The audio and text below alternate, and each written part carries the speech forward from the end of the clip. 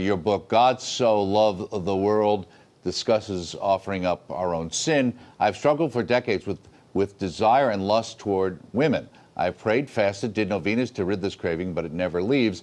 This is the biggest threat to my spiritual life, and I'm married and I need help. How do we help someone like that? Yeah, well, in many cases, there may be an addiction there, especially, I don't know if pornography is part of, the profile here. It frequently is. It frequently is. And of course, that is what incites things. So there are some things that can be done.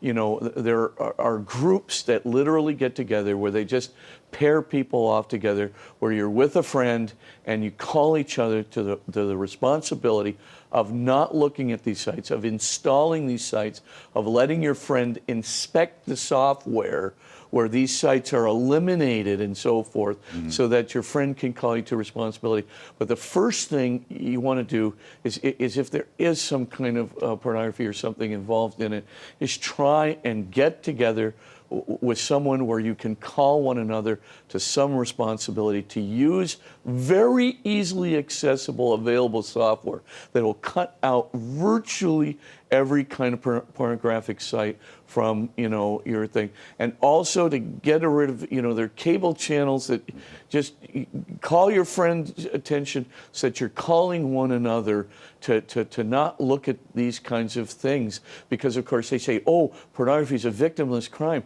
It's not a victimless crime. It's killing you. It's killing your maturation. It's killing your marriage. It's killing the time you want to spend with your spouse. These are not victimless crimes.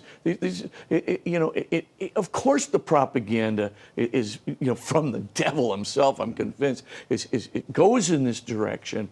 But the one thing is, try and find a friend who will work with you to get rid of those cable things or get rid of those internet things, get the appropriate software put on, stop the pornography. That's the first thing. The second thing that has to be done is this is going to be a long road. You're going to have to deal with this on a day-by-day basis, and you got to treat it in the same way you treat any other addiction. Now, I'm a fan of 12-step programs, and there are 12-step programs for people who are seriously addicted to sexual things. But you don't have to get involved in that. But what you can do is exercise the discipline of a 12-step program, and that means employing some of those, therapies of Bill Wilson, which I think are very, very good, where you basically are living in the present, and not idealizing the future. Because if you think you can break the hold of pornography or sexual addiction really, super quickly, it's not going to be that easy.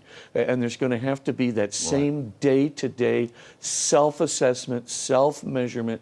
I think groups help. And I think, at the end of the day, they work. And at least he's taken the first step because he's identified he's got a problem, and that's usually helpful. That's the first step.